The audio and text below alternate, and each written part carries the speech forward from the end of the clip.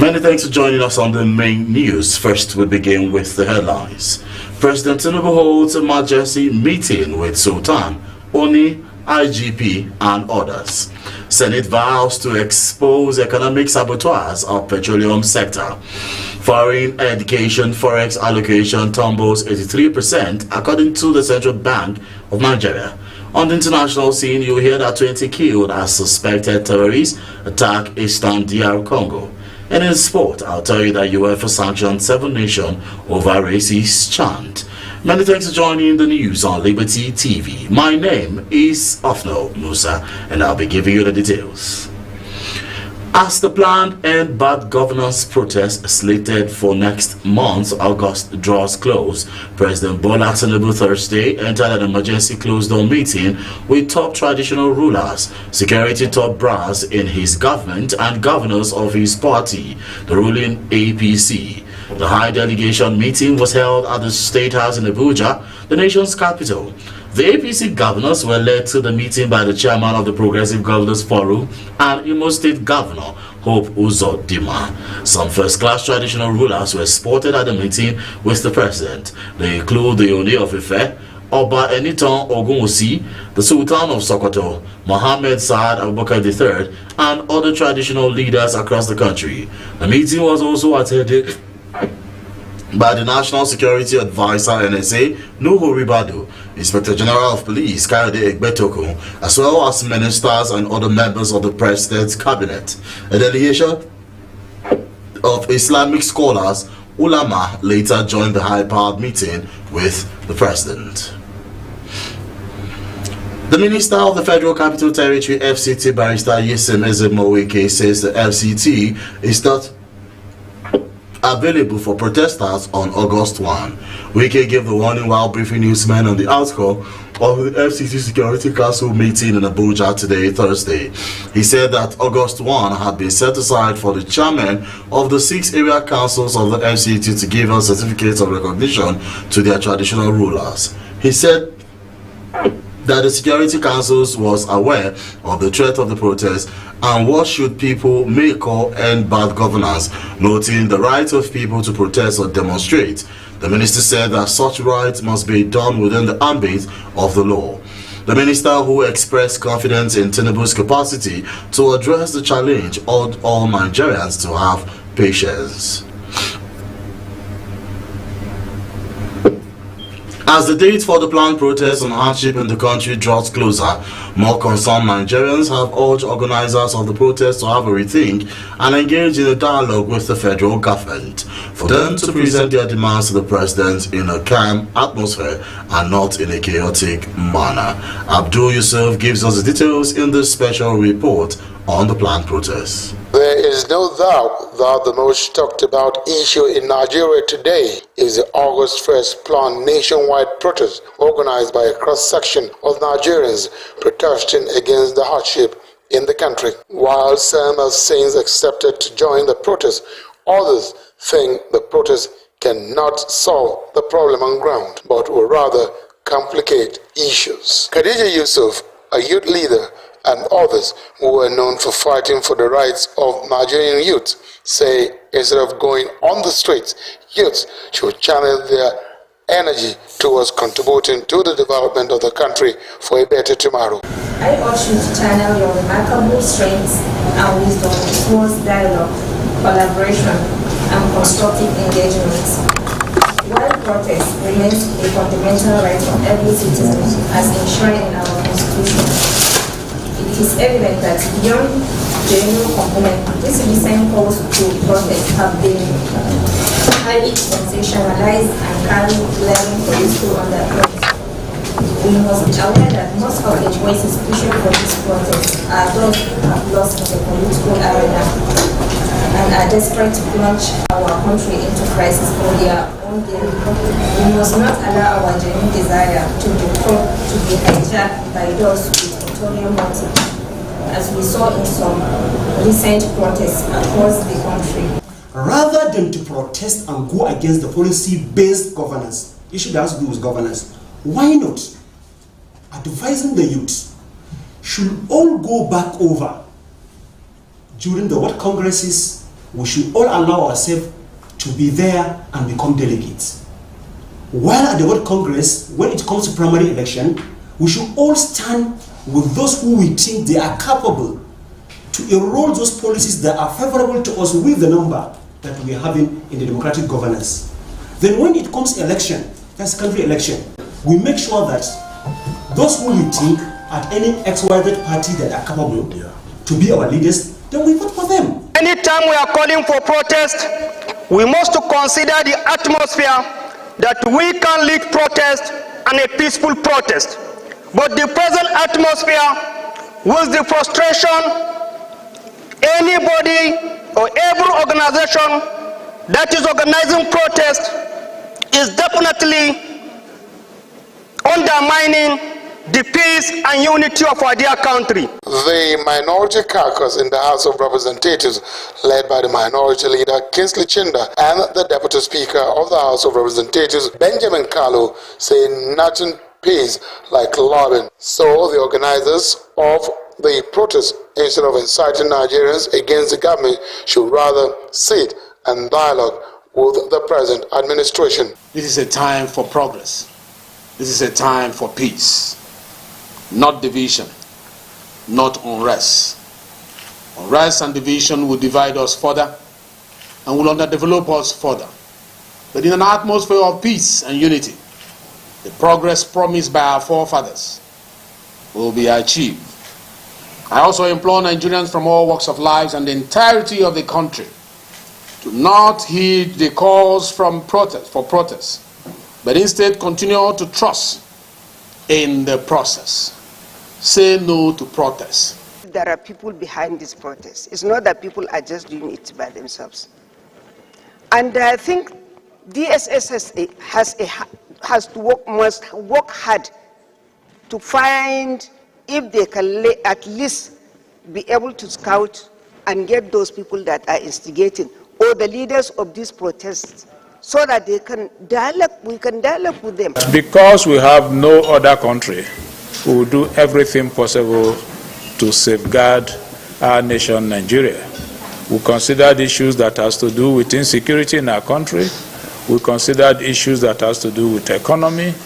We considered issues that had to do with unemployment and the threatened protest by some of our brothers and our sisters and our children. The ruling All Progressives Congress, APC, in a communique after its weekly National Working Committee meeting, read by the National Secretary of the party, Senator Ajibola Bashiru, said the Bola Tinubu-led administration met a lot of challenges on ground.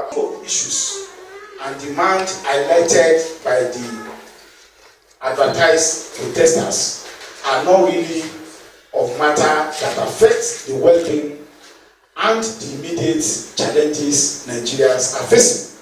Some of them are political and constitutional matters that are not even within the purview and the powers of the President of the Federal Government of Nigeria.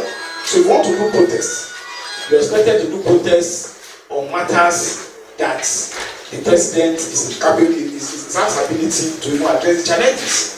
Some of the advertised demands talks about abrogation of the 1999 Constitution. A president sworn to uphold the 1999 Constitution. How will the protest stop him, allow him to scrap the 1999 Constitution? Organizers of the August 1st planned nationwide protest on the hardship in the country are, however, gearing up to embark on their protest, where they plan to hold the country to a standstill for 2 weeks. Abdul Yusuf, Liberty News. The Senate has vowed to expose saboteurs in the nation's petroleum sector and those responsible for the importation of toxic fuel into the country. The Senate Ad Hoc Committee to investigate the alleged economic sabotage in the Nigerian petroleum industry made the assertion during a press conference in Abuja. The chairman of the Ad Hoc Committee, who is also the majority leader of the Senate, Senator Okpeyemi Bamidele, read the text of the press conference flagged by all members of the panel. Bamidele said the committee is taking the task seriously with a view to addressing fundamental issues that pose grave threat to our economic prosperity, fiscal stability, and public health as a federation. Now, away from that, the Minister of Finance and Coordinating Minister of the Economy, Wale Edun, said Bola Ahmed Tinubu's administration is working assiduously in order to provide succor to timid Nigerians. The minister, who spoke today in a quarterly ministerial press briefing held at the main auditorium of the Federal Ministry of Finance and the federal government, have rolled out a number of programs to actualize the intention. Liberty News correspondent Mohammed Iskil gives us more. In a significant address today, the Minister of Finance and Coordinating Minister of the Economy, Wale Edun, outlined the measures being taken by the Tinubu administration to alleviate the hardship faced by Nigerians. Speaking at a ministerial press briefing, Edun emphasized the administration's commitment to tackling the nation's most pressing issues. Providing food that is available,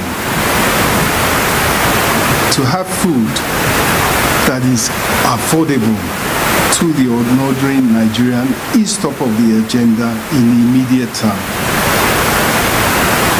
in which the focus of government is clearly to increase food production such that food prices come down and inflation comes down.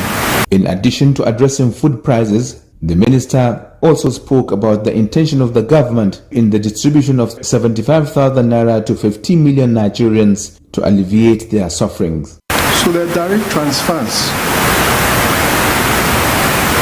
geared towards providing 15 million households, that's 75 million people, with direct monetary support, because that allows them to decide what they want to buy with it, whether it is food, whether it is medicine, they decide. And the world all over, this has been proved to be an effective way of intervening to help people with their cost of living. We started and had to reconfigure.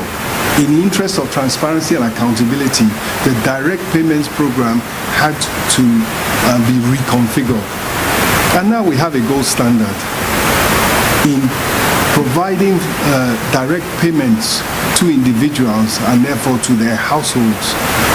We biometrically identify them uniquely through a NIN or a voter's card number, and then we digitally pay them through and provide equitable access to quality housing across the country. The approvals have been given.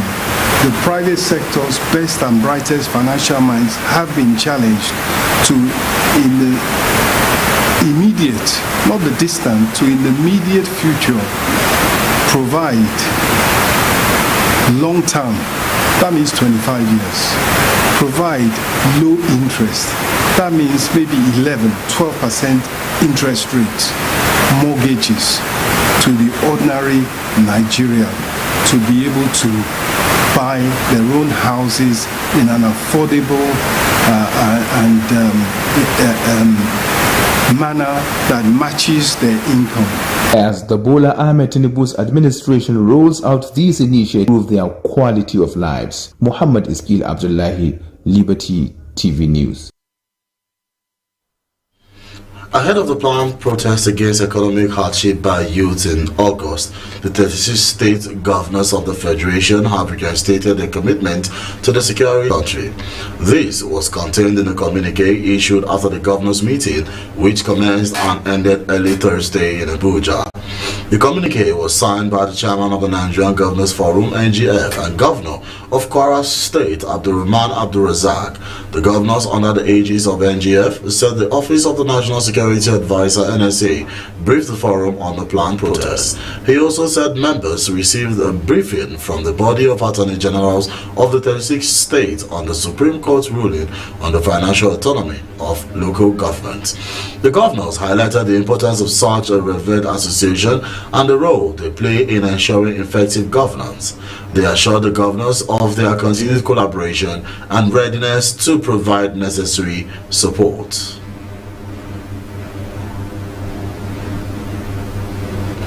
Committee, Ofoji Oboko, during an investigative hearing, demanded for all the relevant documents in respect of the loan. Dr. Amos Dangote, the Director of Examination at the Council, who represented the Registrar and other members of the Council delegation, had earlier had a heated argument with members of the committee, saying they do have the powers to query their accounts, but the members got furious and walked them out of the hearing. Deputy Speaker of the House of Representatives, Benjamin Kalu, has commended President Bola Ahmed Tinubu for signing the Southeast Development Commission bill into law, saying this would end agitation from the region to an end because it will bring the Indigbo a sense of belonging.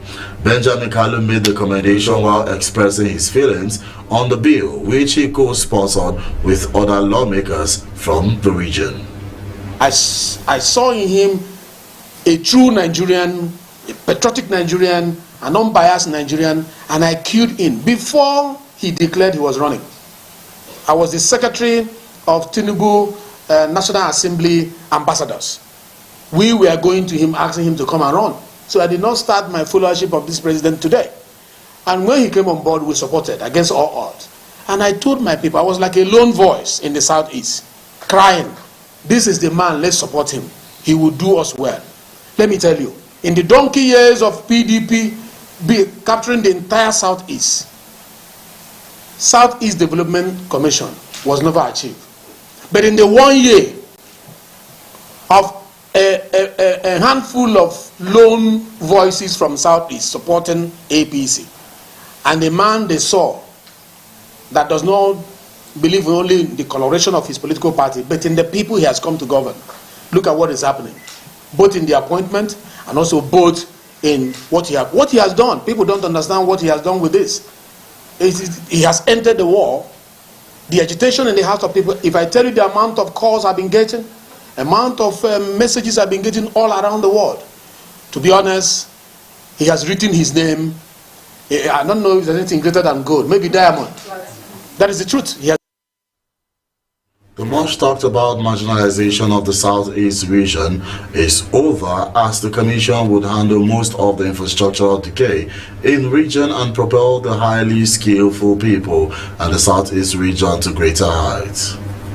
If you have done one thing repeatedly and you don't get the desired result, isn't it about time, based on the expectation of wisdom, that you change your style?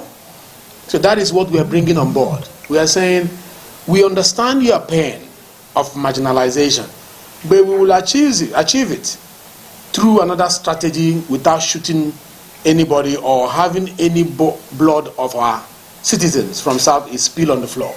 I'm against this spilling of blood in Southeast. And since we raise our voice and say no, I don't think there has been any oppression, Ekweke, Operation Lion, Operation Crocodile happening in the Southeast and people being slaughtered. It has stopped.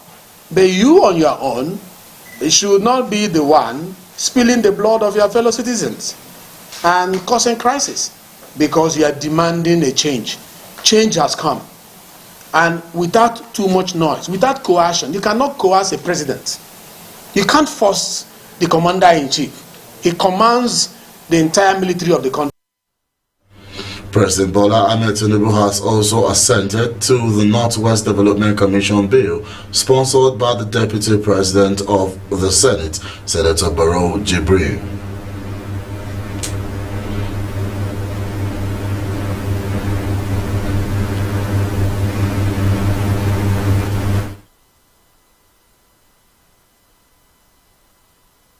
2 weeks after the Supreme Court granted financial autonomy to the local governments in Nigeria, the chairman of the Independent National Electoral Commission, INEC, Mahmood Yakubu, has declared that the electoral umpire is capable of successfully conducting local government elections if saddled with the responsibility by law.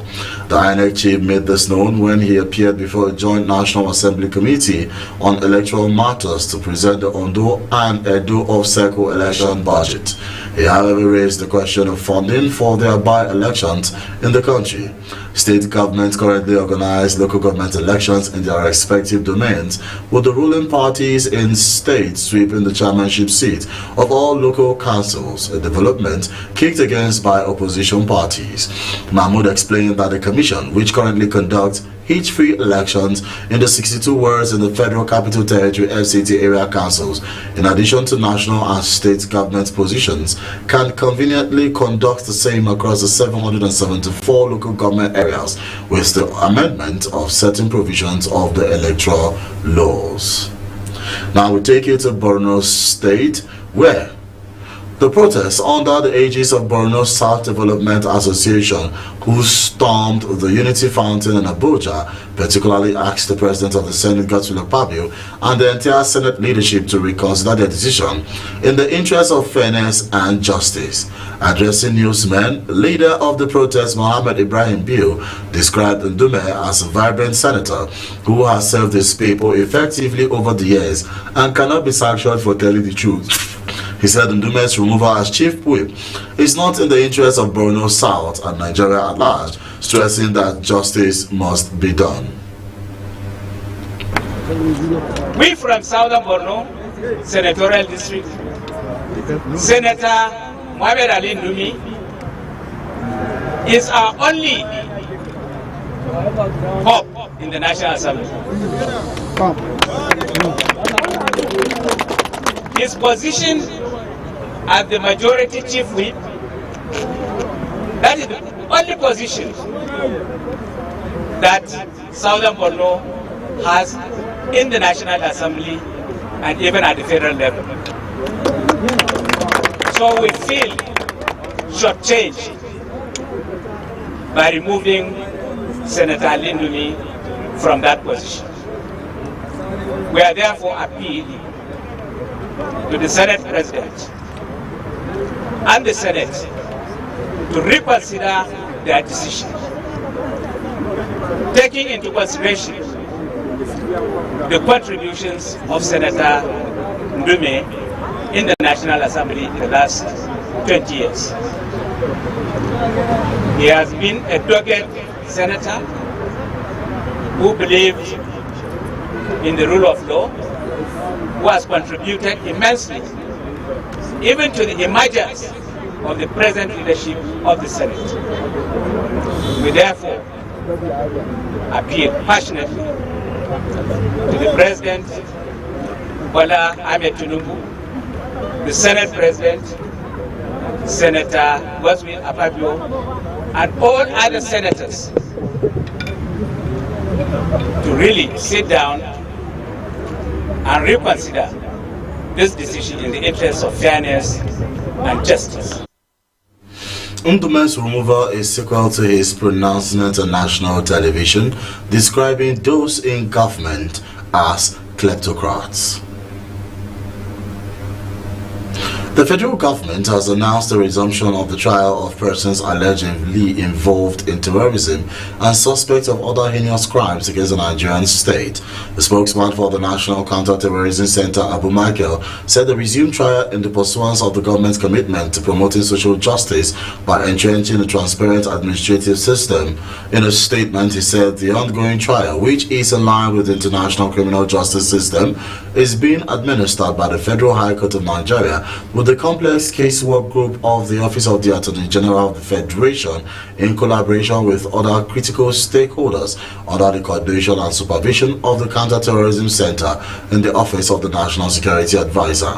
The statement revealed that more than 300 suspects are on trial with 5 reputable judges manning 5 courts and chambers set up for speedy administration of justice on the ongoing trial in terrorism and other related cases in the country.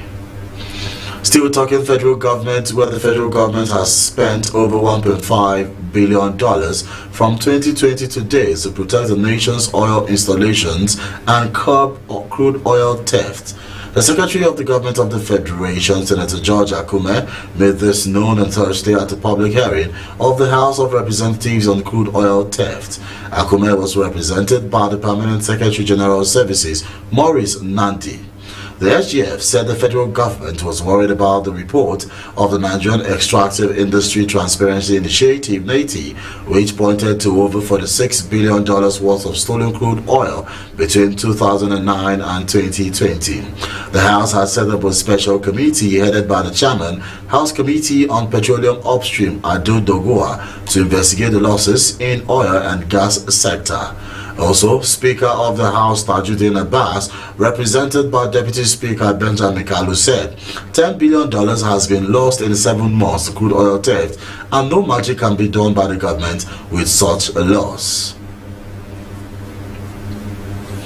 The Defense Headquarters DHQ said it has uncovered a plot by mischief makers to attack car owners, landlords, and smartphone users during the planned End Bad Governance protest slated for next month. He warned against any form of violence during the planned nationwide demonstration and hinted that the organizers of the planned protest intend to replicate the recent protest turned anarchy demonstration in the East African country, Kenya. General Buba said although citizens have a right to ventilate their grievances, the military won't condone any form of violent gatherings or protests. The police had also warned against violent protests come next month. Meanwhile, President Tinubu, governors of the ruling party APC have appealed to Nigerians to shelve the planned End Bad Governance protest slated for next month. The protests against economic hardship, which is gaining traction on social media, have been scheduled to be held across all states of the Federation, as well as the Federal Capital Territory FCT Abuja in August. The organizers of the protest have so far been faceless. Now we take you to Lagos, where some people have been trapped in a building collapse at Aro-Ojobe Estate in Maryland area of Lagos State. It was gathered that some lives have been lost in the incident.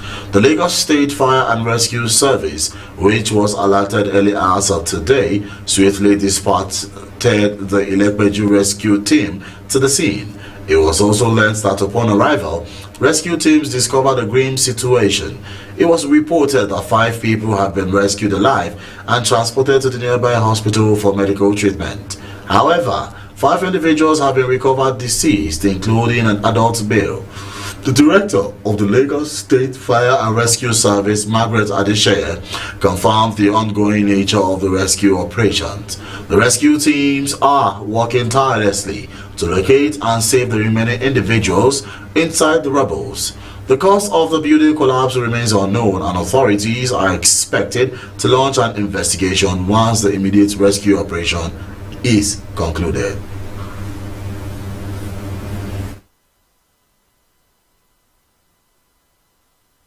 Nigerian Korean Modern School Abuja organized a graduation ceremony for the graduating students of different classes. The event, featuring the speech and prize ceremony, was intrigued with many awards and honors given to the best performing students. If you're just joining us, this is the main news on Liberty TV. To remind you that you can also watch us live on all our social media platforms. You can find Liberty TV on YouTube, Facebook, X, and Instagram. Now we tell you still on what to expect in the news. Foreign education forex allocation tumbles 83%, says a CBN. 20 killed as suspected terrorists attack Eastern DR Congo. And in sports, you hear that UEFA sanctions 7 nations over racist chants. Please do stand by for this and many more. We'll bring to you after this break. Stay.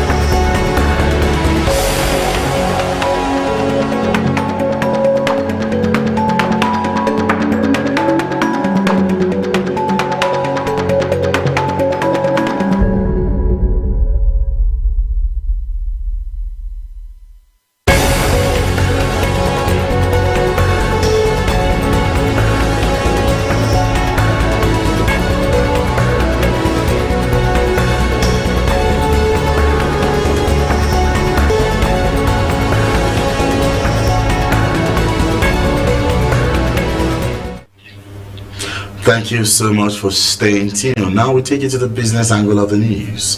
Nigerians spent $38.17 million on foreign education between January and March of 2024, according to data from the Central Bank of Nigeria's first quarter 2024 statistical bulletin.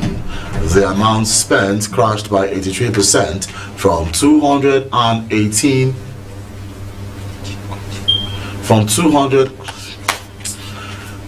The year-on-year decrease in FX spending for foreign education occurred amidst a crash in international student enrollment at United Kingdom universities early this year. A survey conducted by Universities UK across 73 universities revealed a significant drop in international student enrollment, particularly in postgraduate programs. This January saw a 44% decrease in such students compared to previous year, a reduction greater than anticipated.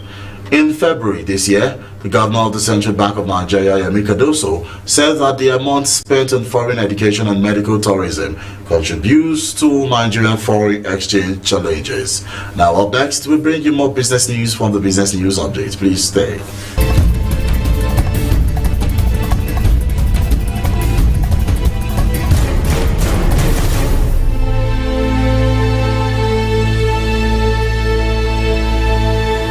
Hello and welcome to Business Update. The Manufacturers Association of Nigeria, MAN, has reacted to the new monetary policy rate MPR, which benchmarks interest rates to 26.75% from 26.25%, saying it will further constrain the growth of the manufacturing sector. The Monetary Policy Committee of the Central Bank of Nigeria, CBN, announced the new rate at the end of its 296th meeting in Abuja. Reacting in a statement on the increase, the Director General of MAN, Segun Ajayi Kadri, said the new rate will further constrain the growth of the manufacturing sector as the purchasing power of consumers, production levels, competitiveness, and sales will face further decline. The body expressed concern that despite the continuous increase in MPR over the past 2 years, resulting in a weighty 1,475 basis point hike from 11.5% in May 2022 to 26.25% in May 2024, inflation has remained persistently high, reaching a staggering 34.19% in June, the highest since March 1996. The DG said the continued increase in the cost of borrowing, which is one of the major challenges, will escalate production costs and consequently the prices of finished goods.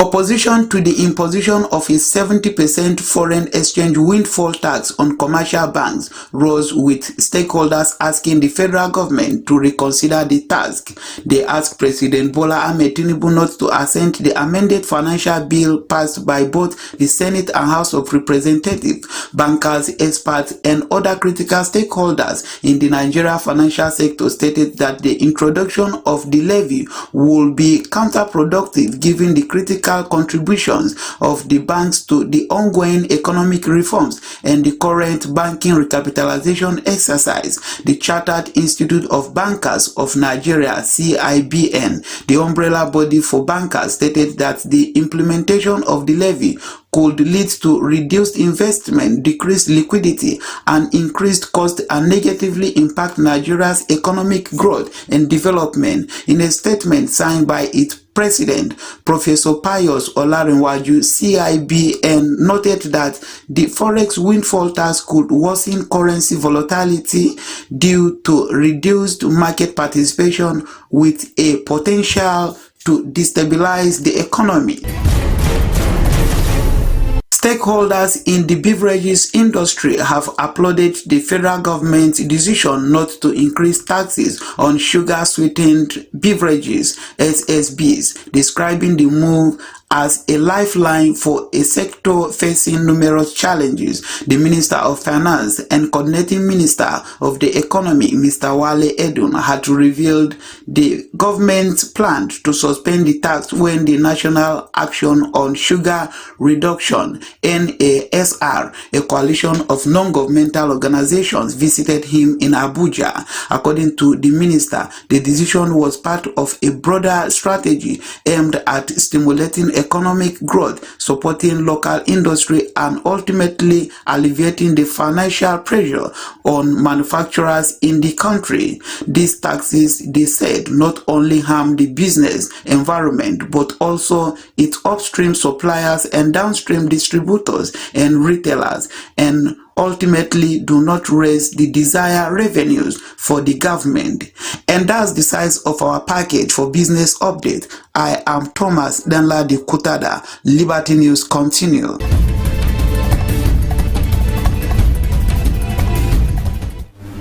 Now we take you across the pond to Uganda, where international rights campaigners has called for the Ugandan government to free dozens of protesters who have been arrested and charged for taking part in anti-corruption rallies this week. Inspired by widespread protests against the government in neighboring Kenya, led largely by Gen Z activists, Ugandans took to the streets of the capital, Kampala, to demand action in the wake of several high-profile graft scandals. About 60 people, including a prominent TV and radio presenter and 3 young protest leaders, have been remanded in custody on charges including being a common nuisance, according to their lawyers. President Yoweri Museveni, who has ruled with an iron fist for almost 4 decades, had warned the demonstrators they were playing with fire if they went ahead despite a police ban. Riot police had been out in force on Tuesday as scattered groups of people demonstrated, some calling for the resignation of Parliament Speaker Anita Among, who has been accused of involvement in a graft scandal. Now we take you to DR Congo, where an attack in eastern DR Congo has killed some 20 people, local sources told newsmen, blaming militants affiliated with the Islamic State group. The attack, attributed to the Allied Democracy Forces militant by area residents, took place in the Beni territory in the troubled North Kivu province. He also added that 20 deaths had been recorded so far. The farmers were killed by a gunshot or knife in a village around 30 kilometers from Oicha, where most of the bodies were brought. The mayor was not able to specify the exact date of their death. The Allied Democratic Forces, originally made up of the mainly Muslim Uganda rebels, had established a presence over the past 3 decades in the Eastern Democratic Republic of Congo, killing thousands of civilians. Since the end of 2021, the Congolese and Ugandan armies have been conducting joint operations against the ADF in North Kivu and the neighboring province of Ituri, but have so far failed to stop the deadly attacks on civilians. Now from UK, where a UK police officer was suspended after a video circulating online appeared to show an officer kicking and stamping a man's head while making an arrest. Greater Manchester Police in northwest England said an officer was suspended from all duties after a review of the incident at Manchester Airport. The video, which has circulated online, has caused public outrage. The Independent Office for Police Conduct Watchdog said it was independently investigating the level of force used by the police officer involved, who was suspended. In a previous statement, Greater Manchester Police said 3 officers were assaulted, with 1 female officer suffering a broken nose and requiring hospital treatment while apprehending a suspect at the airport following reports of an assault. Footage of the police officer using force against the man being arrested was taken following the officers being assaulted, according to the force. Now we give you a more international news story from the International News Desk. Please stay.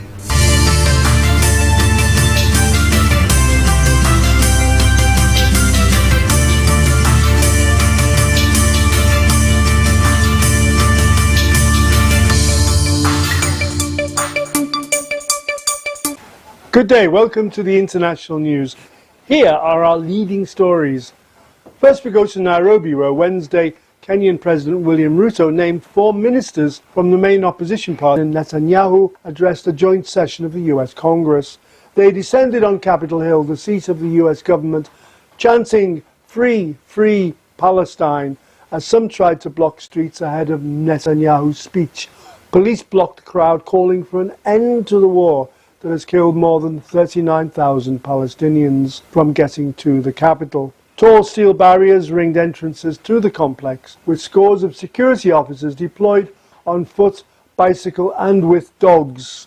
Overnight, hundreds of protesters, organized by a Jewish group, staged a sit-in at the Congressional Office building, crying, "Not in our name," carrying posters saying, "Wanted, war criminal Benjamin Netanyahu." Protesters demanded the Prime Minister's arrest, as requested by the International Criminal Court's chief prosecutor. Congress, dozens of Democratic lawmakers, decided not to attend Netanyahu's speech, expressing their dismay over the civilian deaths and humanitarian crisis as a result of Israel's military campaign in Gaza. The most notable absence was behind him.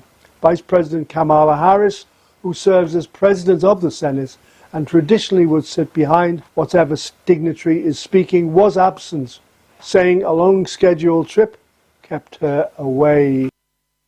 And that's a wrap for this evening. See you again tomorrow. I am Arthur James Brooks.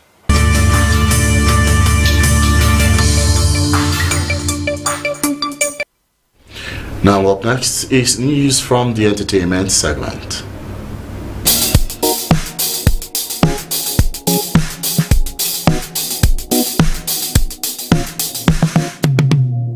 A very good evening and welcome to Entertainment News. Burna Boy is one of Africa's leading musicians whose award-winning music and record-breaking concert have made him a global superstar.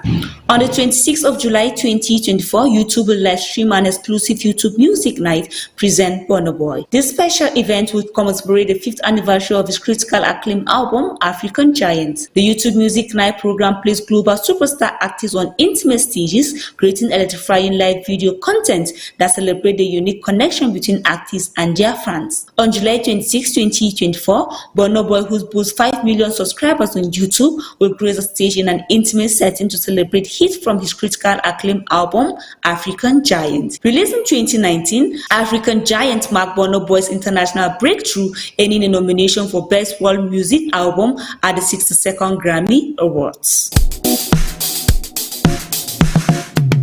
French rapper now must face trial for molestation. An investigating magistrate has ruled after allegedly assaulting a woman in her sleep in 2021. The rapper from Mediterranean city, Marseille, whose best-known track, Like Kifans, has racked up over 186 million views on YouTube, contests all of the charges as firmly as possible, his lawyer, Nabil Borders, said. The young woman filed a criminal complaint in October 2021 against Nabs, saying she and her friend share a table with the rapper on a night out at a bar in the capital. The group moved on to a hotel room where the singer's friend gradually left. The young woman had fallen asleep when one of them said she was woken up by a sexual act she did not consent to. Nabs was charged later that month and placed under judicial observation.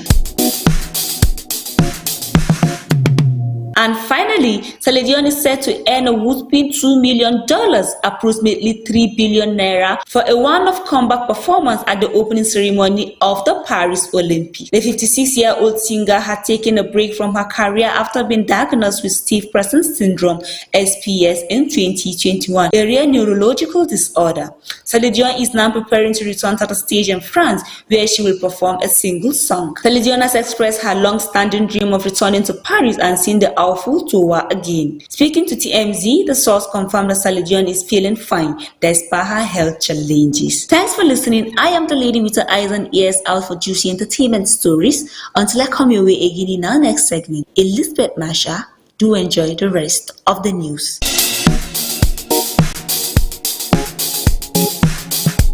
Stage in France, where she will perform a single song. Celine Dion has expressed her long-standing dream of returning to Paris and seeing the full tour again. Speaking to TMZ, the source confirmed that Celine Dion is feeling fine despite her health challenge. Away again in our next segment, Elizabeth Masha, do enjoy the rest of the news.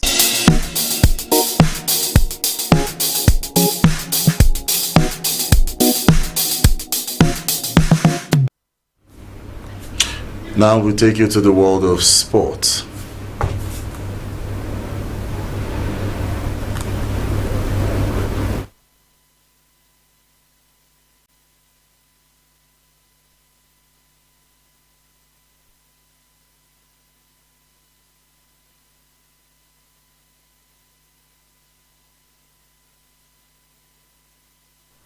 Drew from the tennis singles at the Paris Olympics, but the two-time gold medalist will play doubles in what will be the final event of his glittering career. The British former world number one, who will retire at the end of his 5th games, has still not fully recovered from back surgery last month. He believes the men's double, where he is playing with Dan Evans, offers his best chance of another medal. Murray won gold in singles at London 2012 and in Rio 4 years later, as well as silver in mixed doubles with Laurel Robinson in 2012. His withdrawal means his final single match was his brief second-round appearance at Queen's Club against Jordan Thompson last month before he was forced to pull out because of his spinal cyst. European governing body UEFA has sanctioned 7 of the 24 competing countries at Euro 2024 because of racist or discriminatory behavior by their fans. The Serbian, Croatian, Romania, Slovenia, Austrian, Hungary and Albanian football associations have all been sanctioned. The punishments range from a €50,000 fine and a ban from selling tickets to its next UEFA away match, a Nations League game in Portugal on 5th of September for Croatia, to a €20,000 fine and a ban on selling tickets to its next UEFA away match. Suspended for 2 years is Austria.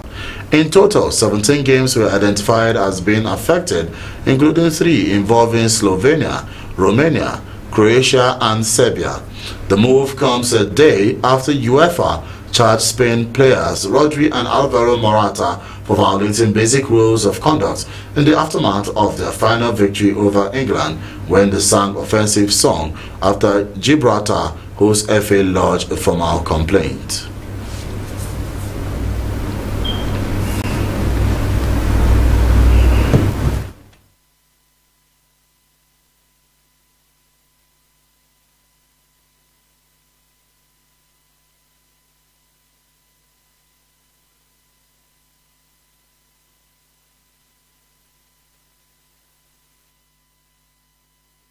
Give you the story where Nigerian Korean Modern School Abuja organized a grand graduation ceremony for their graduating students of different classes.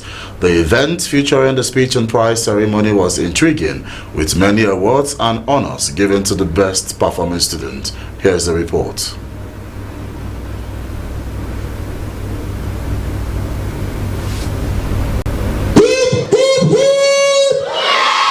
The graduation ceremony marked the end of the 2023/2024 academic calendar of the 3rd term, and it was an exceptional event with the opening remark by the chairman, Nigeria Korean Model School, Nigeria, Al-Mustafa, who also received an award of excellence. I just want to say congratulations to the whole school management,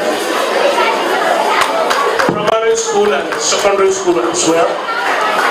And I want to congratulate the children as well. Then I want to welcome the parents that give us more support in pushing these children forward. Like I said before, I don't have much more to say. I just want to call on the whole parents to add more.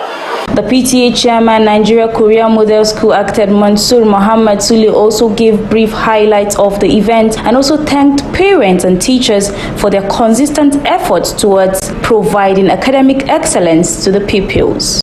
Today is a very happy moment for the entire ESCO to see that the children that graduate, the graduates, as you can see the number of awards they had, and how well they have done. So today is a joyful day, not for me alone, but for the entire parents and guardians and the teachers and administrators of Nigerian Korean School. Gwabe David Ambe, the head teacher of the school, also expressed so much joy towards the best performing students and also congratulated all graduating students and advising them to put more effort into their academic excellence. Today, we continue to build on the foundation of success. Our school has not only sustained its academic prowess, but it has also excelled in various spheres. Over the past year, Nigeria Korea Model School Primary Section has continued its tradition of academic excellence, securing top positions in local, state, and national competitions. Our pupils even qualified to travel to Mexico last year for